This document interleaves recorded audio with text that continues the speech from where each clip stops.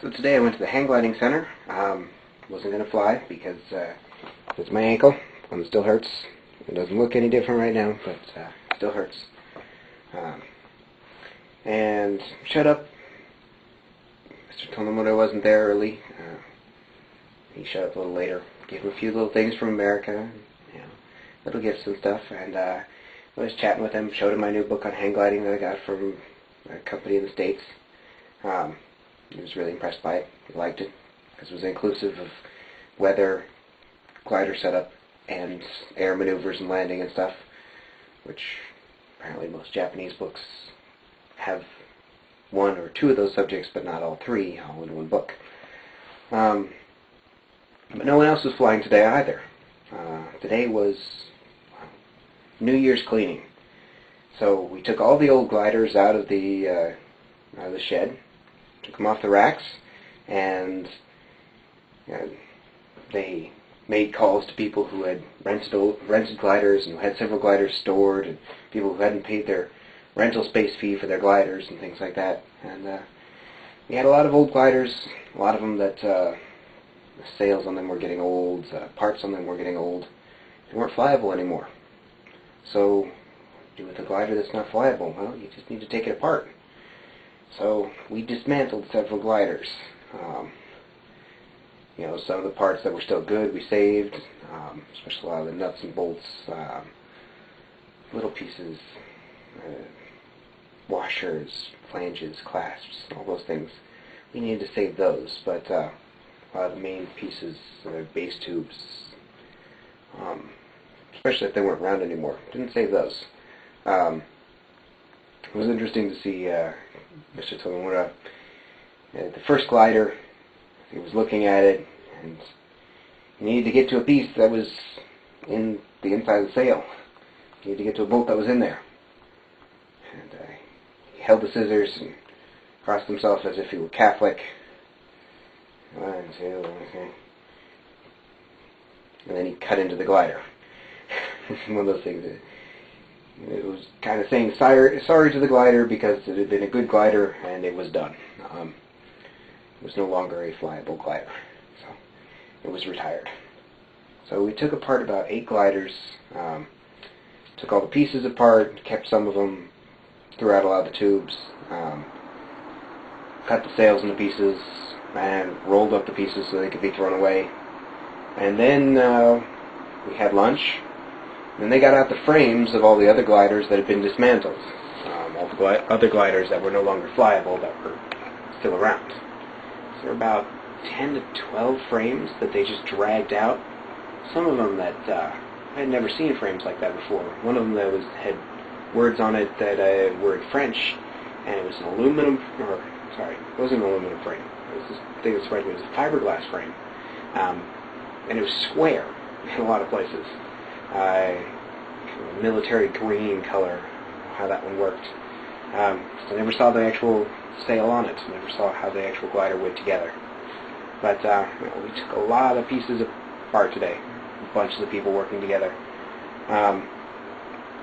It was good to see that it's really hard to get some of those glider pieces apart.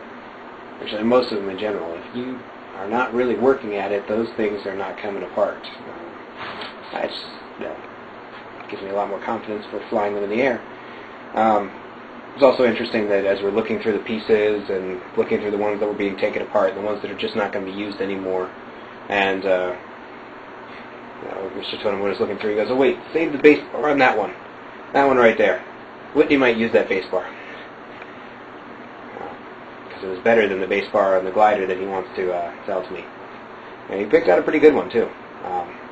I haven't seen it fully opened yet, fully spread out, but I'm probably going to get a Step 17, which is a Japanese glider, when I'm ready for it, once my ankle's healed. I was talking to him about that today too, and he said it's better if your ankle heals faster, because the good winds only really persist through March, and then the winds kind of die off. But also from working today, working on the gliders and stuff, I kind of realized later that all that squatting down may not have been as good for my ankle. But it was a lot of fun. I learned a lot about how the gliders go together, how they come apart, what the different parts do. a lot of fun. We had dinner afterwards, and then everyone had Nabe dinner together, and it was great. So that was most of my day. I'm going to sleep now. Good night. Okay, Friday night. I'm intoxicated. Good way to start a video, right? Anyways, I was already tired because this is the second time I've done this. First one just didn't turn out so well. Friday, taught 5 classes to little kids. 2 of them were all about listening to little kids sing songs. One class was very prepared, very interested in singing songs for me. The other class, not so much. Yeah, actually it was the first one that was not so interested. First one that kind of sucked. Yeah, it was uncomfortable for them, boring for me. But it's okay, it's over with. Second class, very interested in singing that song for me, which was kind of fun. And then after those 5 classes, I had a class for teachers. We didn't really do too much, but still, 6 classes in a day is a lot. I was feeling tired. One scary thing, I taught class 3A today, and then the health teacher tells me later, yeah, we had a couple students from 3A that acquired a fever today. Came into school this morning, they were fine. By lunch, they were sick and were sent home. And we found the connection between them and someone in their ballet class from another school district who has the flu. So one of those things was like, okay, I'm going to go wash my hands again. Actually, I washed my hands twice. Hope that was enough. Not interested in getting the flu today. Or any day for that matter. Anyways, that was fun. And then went for a little communication with other teachers. Teachers from the junior high school. I had time to come home, change, go back to the junior high school, go to the restaurant.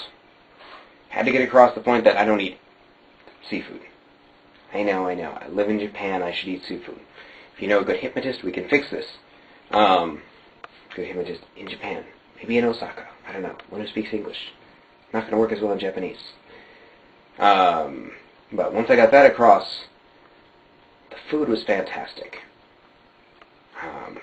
Not only was it fantastic, I was actually willing to pay for fantastic, and I didn't have to. So that made it even better. It was thin, small, but really tender steak. As well as potatoes, a wonderful soup. I have no idea what was in that soup. It was a creamy, white soup. It was fantastic. And actually, the time that they gave everyone else sashimi, and it was one of those things that actually I could probably eat 2/3 of that sashimi. The salmon, not so much. It's really fishy. But instead they gave me a breaded steak for that one. So I got a breaded steak sliced, and then I actually got another steak later. All really good. Then we went for the after party. But the after party is going on right now. I decided to come home. If you think I should go, well, I'm sorry, didn't. Anyways, that was enough for me. I kept pace through dinner and through everything else, and I consider myself fairly weak to alcohol. But we went to a snack bar. Very tall Chinese woman. Very interesting Chinese woman. Yeah, strange snack bar. Too much cigarette smoke. Didn't feel like sticking around any longer. Got a ride home from the teacher who is substituting from Chiba. And he and I sat together at dinner. We have a lot to talk about because he's a pilot for small airplanes and I'm a hang gliding pilot. You know, we can talk about things in the air. And he knows a little bit of English. Made it interesting. Sang a few songs. Sang a few songs at the snack bar. Sorry, after dinner. Okay.